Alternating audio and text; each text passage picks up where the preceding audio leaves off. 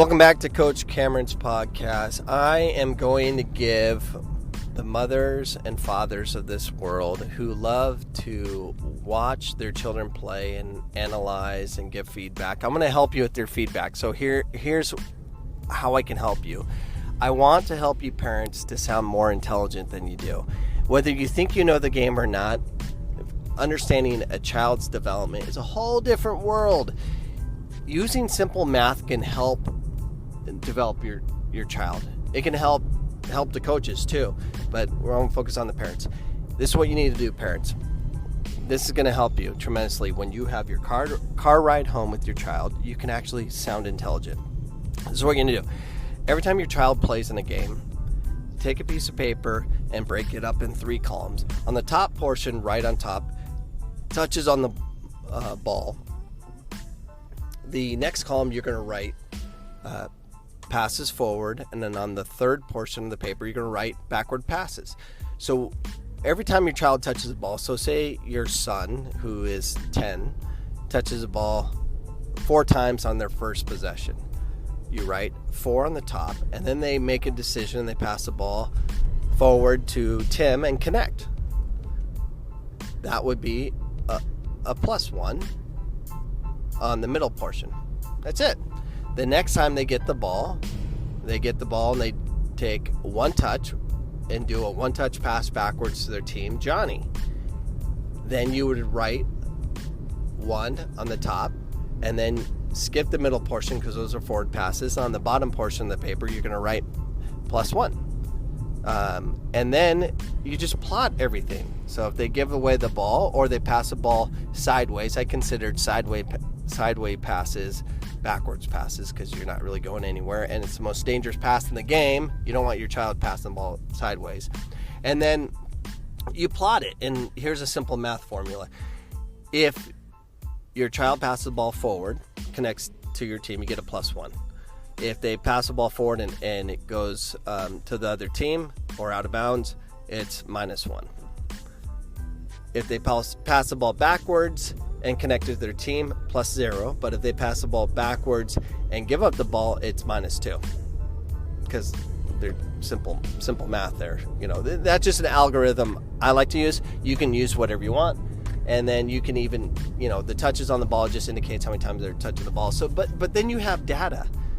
So if your child in this game touches the ball, say 40 times, and they make 20 decisions of their 40 times touching the ball, you have data.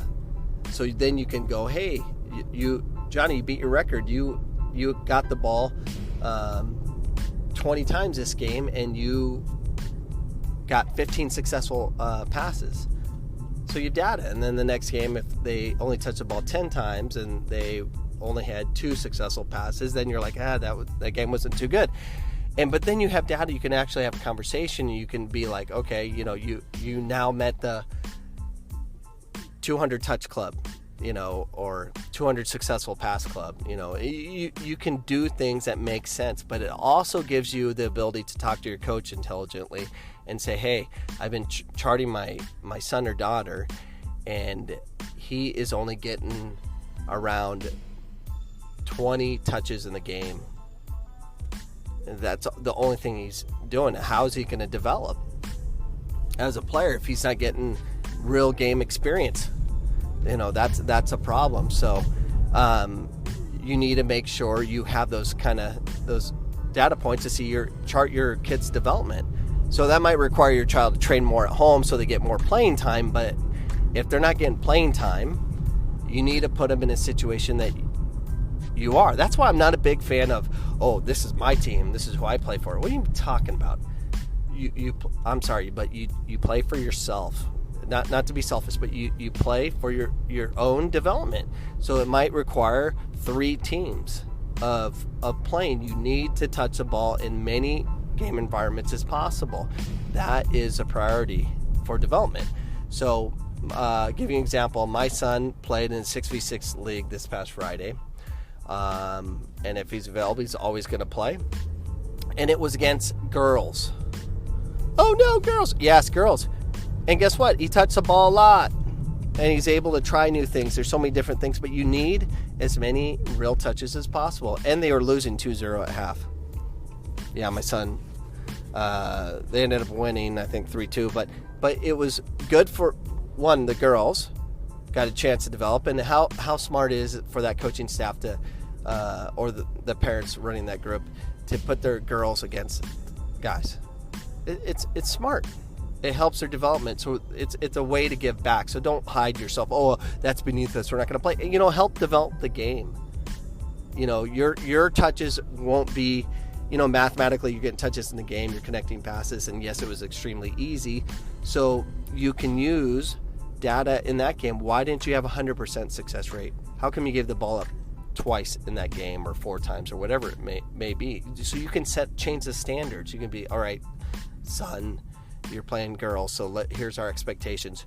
Don't lose the ball ever. And that brings a whole different pressure, and then you're developing your child. You put them in that situation. You don't lose the ball, because at the next level, I'm always thinking of the highest level, professional level.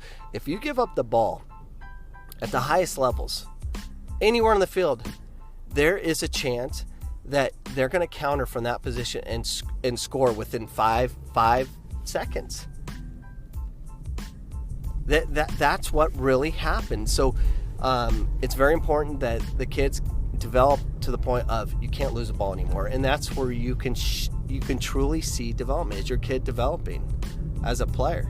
They need to go through that process. So hopefully that makes sense, and you can use that. That'll help your son or daughter develop, regardless of level of who they're playing. So take that advice, mom, dad. You can be a very integral part of their development, and you also can have data that you can use to talk to your coach and say, hey, we need a different situation or a different team, or demand that they play a little differently so that your kid can develop. So anyways, hopefully that helps you, and I am out on my One Take podcast. Goodbye. The podcast you just heard was made using Anchor. Ever thought about making your own podcast? Anchor makes it really easy for anyone to get started. It's a one-stop shop for recording, hosting, and distributing podcasts.